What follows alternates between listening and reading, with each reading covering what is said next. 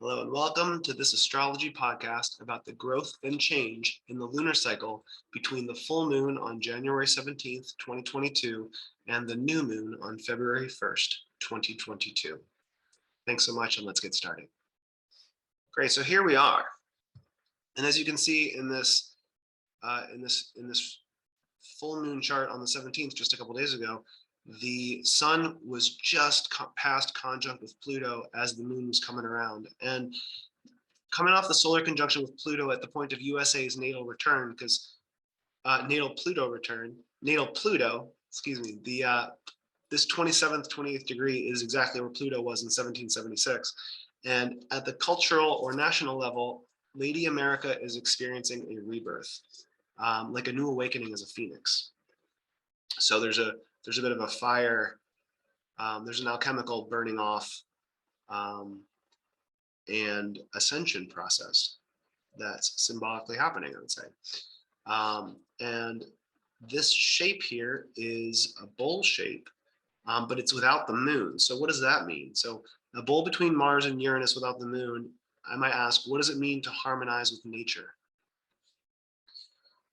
So moving on, talking specifically about this sun-moon opposition, the full moon itself illuminates contrast and integration between the personal inner growth that stabilizes cultural expectations and achievement that transforms facts into archetypes for evolutionary guidance.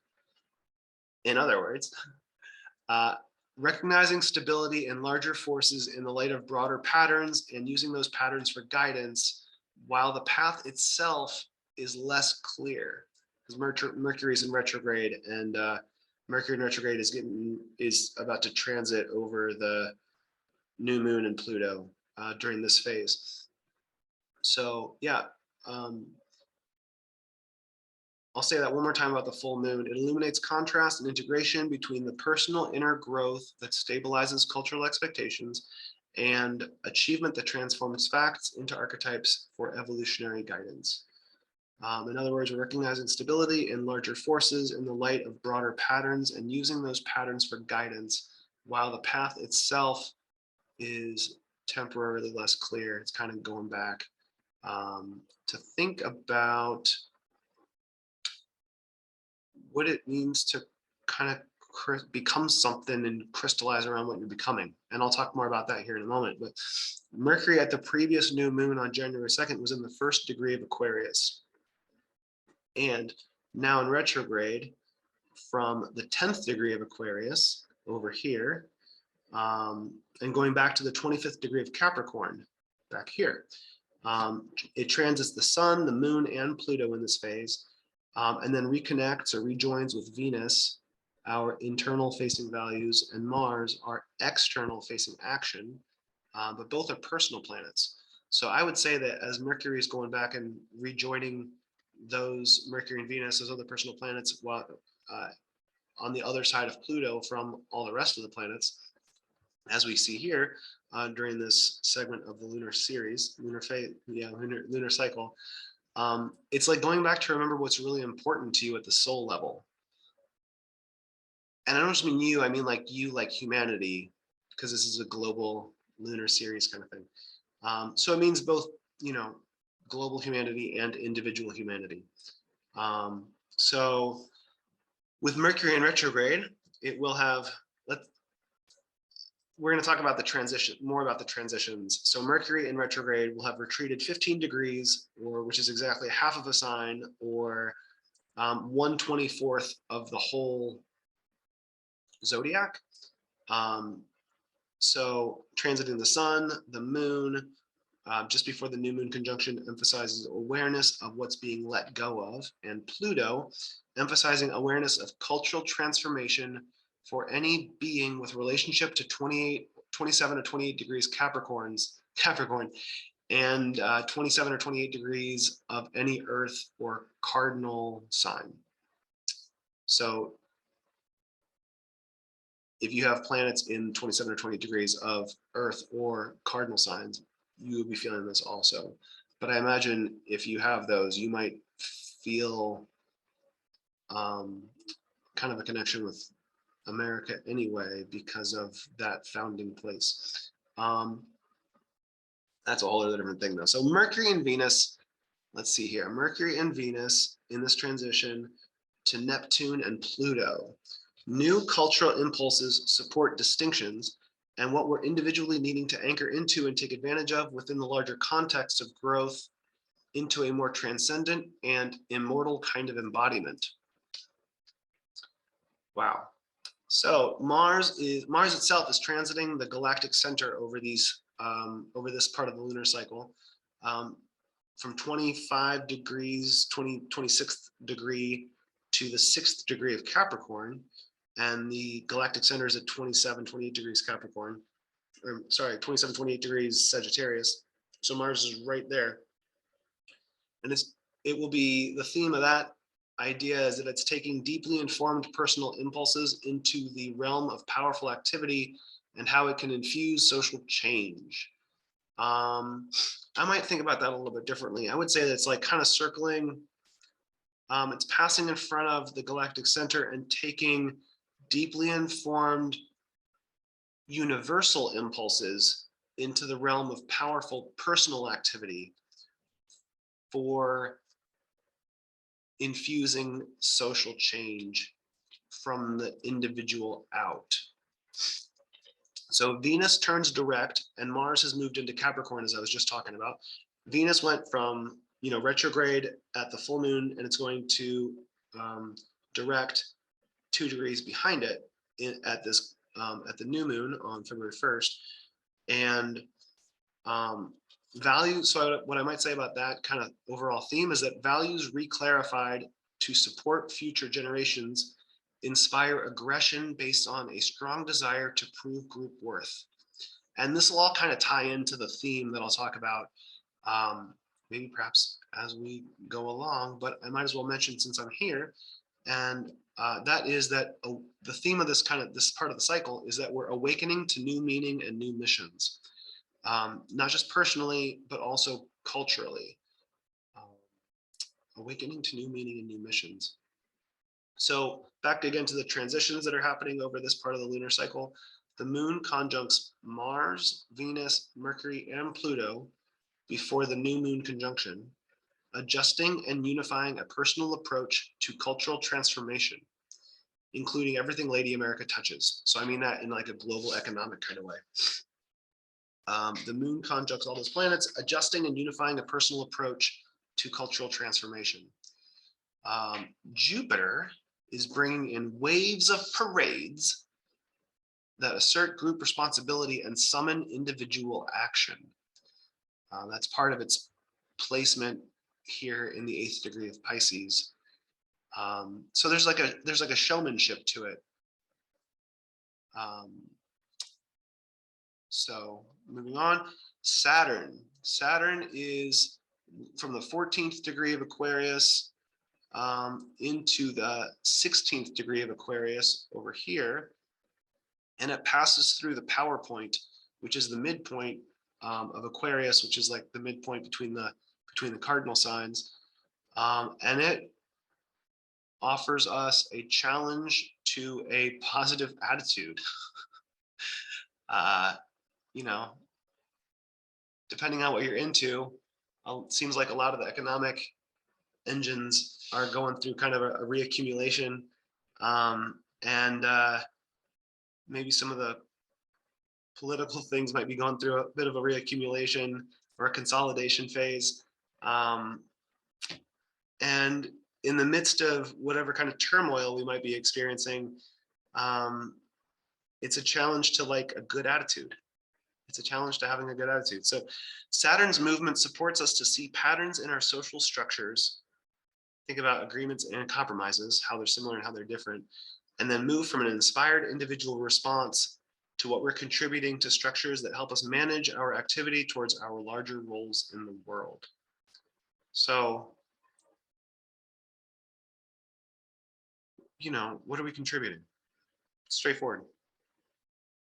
The nodal axis, so the lunar nodes, you see up here, it's in 009 of Gemini, and the lunar nodes are the ones that go backwards or clockwise around the zodiac. And the nodal axis is transiting into, let's see here, move this picture out of the way. It's transiting into Taurus from the whole nodal axis is transiting, because the lunar node, the north node is here and the south node isn't marked, but it goes from Gemini, Sagittarius to Taurus, Scorpio. And it's there for about 15, 18 months. It takes about between 18 and 19 years for the lunar nodes to go all the way around. But as it's transiting, it's like, once every year and a half event. Awareness of new levels of understanding and interrelatedness, integrating new perspectives, establishing new foundations for a new approach to life. So even that kind of ties in with the theme of awakening to new meaning and new missions. So let's go look over, those are all the transitions that are happening that I thought were noteworthy. So let's go over and look at the new moon more specifically. The new moon itself is a highly concentrated bowl shape. I think I calculated it's 125 degrees between 6th degree of Capricorn and the 11th degree of Taurus. So 125 degrees is pretty tight for a bowl shape pattern. So a lot of focused moving energy.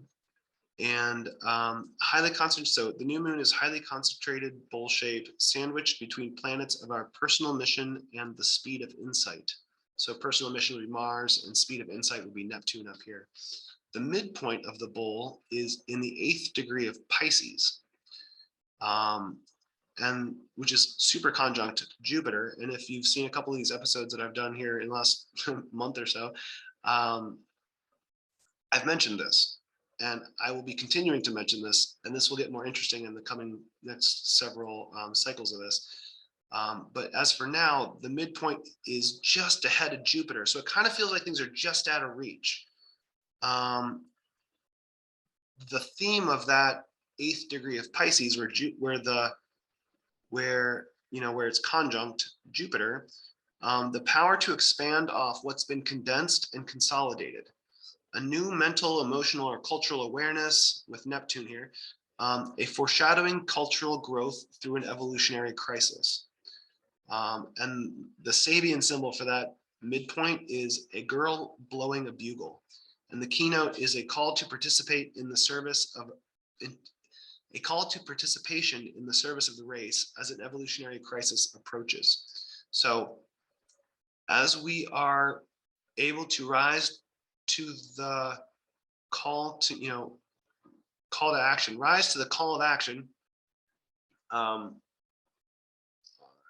might grow, and our power might feel more stable because it might feel less frantic. So like as we're able to like respond to the call, like, oh, that's our bugle to blow. Oh my gosh, it's ours to participate in. We have to go blow that bugle. Oh my goodness. So like, what does that look like for you? It's of course a metaphor. So seeds new forms of management based on cultural commitments to rebirth. Think about both anticipation and participation. Opportunities for success by stepping up to what you're dedicated to. So in that blowing of the bugle metaphor, what are you dedicated to? Simple as that. And what are you dedicated to at the soul level? Because like, what are you dedicated to at work and what are you dedicated to when you're watching TV? They're completely different contexts. So within the context of astrology, what are you dedicated to at the soul level? That's a good place to go with that. So we'll be formulating and thinking about awakening to that, awakening to new meaning and new missions throughout this whole phase of the lunar cycle.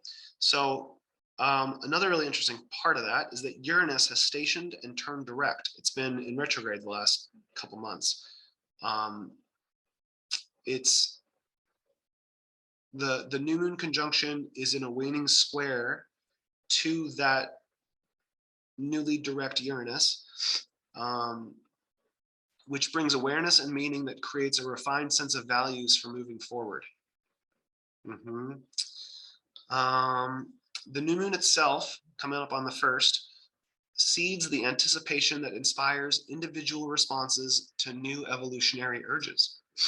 The 13th degree here, where the conjunction's happening, represents a concentration of mental energy that must be wisely managed. It's about anticipation and foresight.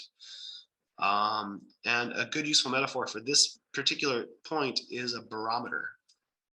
And so thinking about a barometer, just really managing a set point, managing a stability point between two extremes. And so bobbing, floating between levels of being, feeling to find a new set point, like a barometer, feeling just to find wherever the set point is, whether it's new or it's old or it's stable or not. And what are we dedicated to? What ideas and outcomes are we determined to contribute to? Because with this new moon in Aquarius, it's a lot about contribution, and then how that energy, and we'll be moving into how that energy gets managed.